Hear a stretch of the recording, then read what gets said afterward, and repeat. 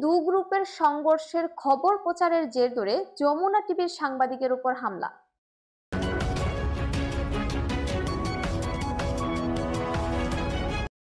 শুনছিলেন সংবাদ শিরোনাম। মাহিদুল হাসান সরকারের পাঠানো ভিডিও চিত্রে এবার বিস্তারিত।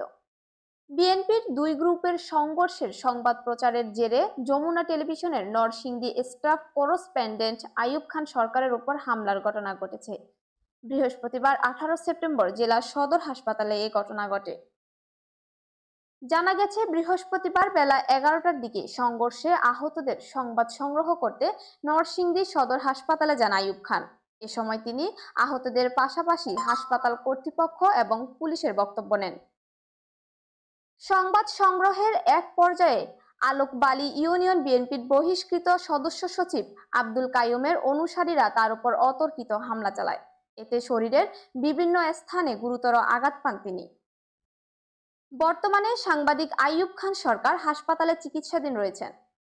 প্রসঙ্গত, বৃহস্পতিবার নরসিংদী সদর উপজেলায় বিএনপির দুই গ্রুপের সংঘর্ষে ইদন মিয়া নামে একজন নিহত হন। এছাড়াও সংঘর্ষে আরও 5 জন আহত হয়েছেন। স্থানীয়রা জানান, আধিপত্য বিস্তারকে কেন্দ্র করে আলোকবালী ইউনিয়ন বিএনপির আহ্বায়ক শাহ আলম চৌধুরী এবং বহিষ্কৃত সদস্য সচিব আব্দুল কাইয়ুম মিয়ার গ্রুপের মধ্যে দ্বন্দ্ব চলছিল। এরই জেরে বৃহস্পতিবার উভয় পক্ষের মধ্যে সংঘর্ষের ঘটনা ঘটে। সংঘর্ষে ইদন মিয়া গুলিবিদ্ধ হন।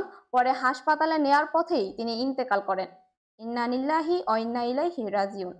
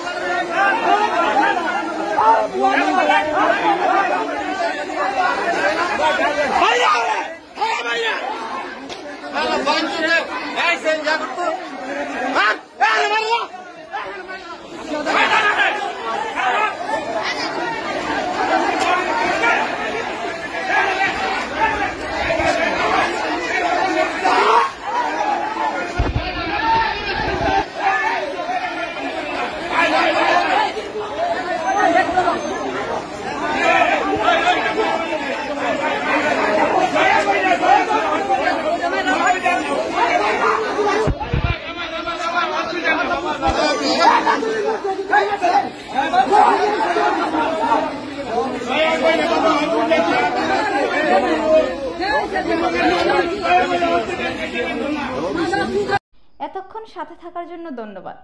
আমাদের বিডি মেঘনা নিউজ 24 ইউটিউব চ্যানেলটি সাবস্ক্রাইব করুন এবং পেজটি লাইক, কমেন্ট, শেয়ার করে সবাইকে দেখার সুযোগ করে দিন। সবাইকে আবারও শুভেচ্ছা জানিয়ে বিদায় নিচ্ছি আমি সানজিদ আক্তার স্মৃতি। আল্লাহ হাফেজ।